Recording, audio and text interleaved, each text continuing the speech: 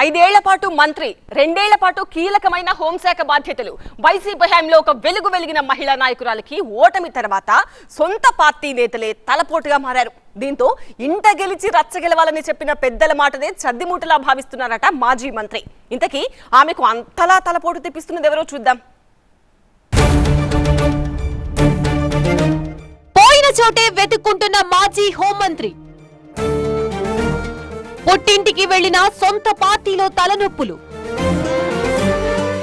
గోపాలపురం తానేటి వనిత.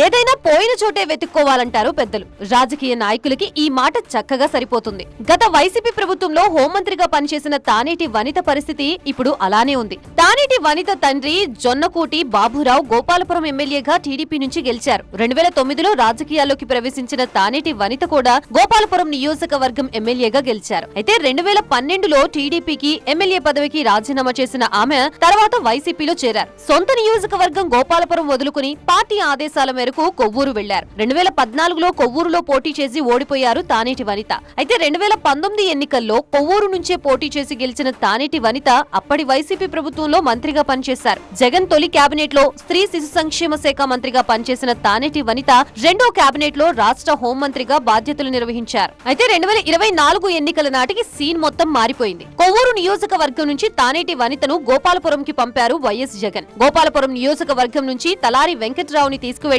కొవ్వూరులో పోటీ చేయించారు. 2024 ఎన్నికల్లో కూటమి తుఫాన్లో అటు తానేటి వనిత, ఇటు తలారి వెంకట్రావు ఘోర పరాజయం పొందారు. దీంతో ఇటీవల పార్టీలో సంస్థాగతంగా జరుగుతున్న మార్పుల్ని తమ పొలిటికల్ భవిష్యత్తు బలంగా ఉంచుకునేందుకు వీలుగా చేసుకుంటున్నారు తానేటి వనిత.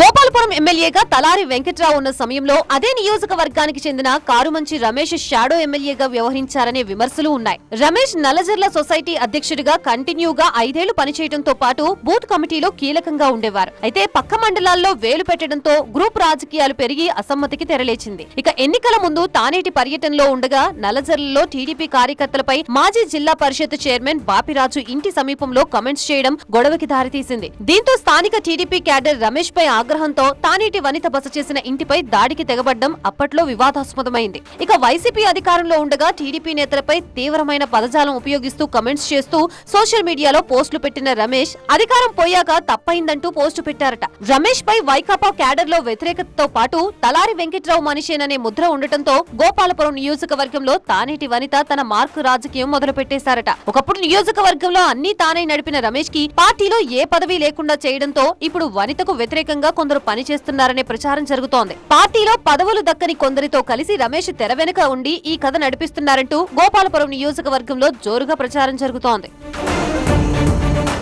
వాస్తవానికి తానేటి వనిత గోపాలపురం ఎమ్మెల్యేగా గెలిచి రాజీనామా చేసి వైసీపీలోకి వెళ్లారు. ఒక విధంగా ఈ నియోజకవర్గం ఆమెకి పుట్టినిల్లు అంటూ ఆమె తిరిగి అక్కడికి పంపింది వైసీపీ హైకమాండ్. అయితే మంత్రిగా చేయడం, రాష్ట్ర స్థాయి నేత కావడంతో గతంలో పెత్తనం చేసిన ఒక వర్గం నేతలు తమ అదుపులో ఉండే వ్యక్తి కోసం తీవ్రంగా ప్రయత్నం చేస్తున్నారని చెప్పుకుంటున్నారు. ఇదే క్రమంలో నియోజకవర్గంలో పెట్టిన మండల స్థాయి సమావేశాలకి కార్యకర్తలు రావడంతో వ్యతిరేక వర్గం తానేటి వనితపై ఇండైరెక్ట్ ఫైట్ కి తెరలేపారని ఆమె వర్గం నేతలు చెప్తున్నారు. అయితే రాజకీయాల్లోకి రాకముందు లెక్చరర్ గా పనిచేసిన వనిత స్టూడెంట్స్ కి క్రమశిక్షణ నేర్పినట్లు రాజకీయాల్లోనూ దూకుడు ప్రదర్శిస్తూ అసంతృప్తి నేతలకు చెక్ పెట్టడంతో ఆమెకి తలపోటు తెప్పిస్తున్నారట వ్యతిరేక వర్గం నాయకులు. మరి తెర వెనుక ఉండి నడిపిస్తున్న ప్రత్యర్థుల్ని ఆమె ఎలా ఎదుర్కొంటారనే చర్చ జోరుగా నడుస్తోంది.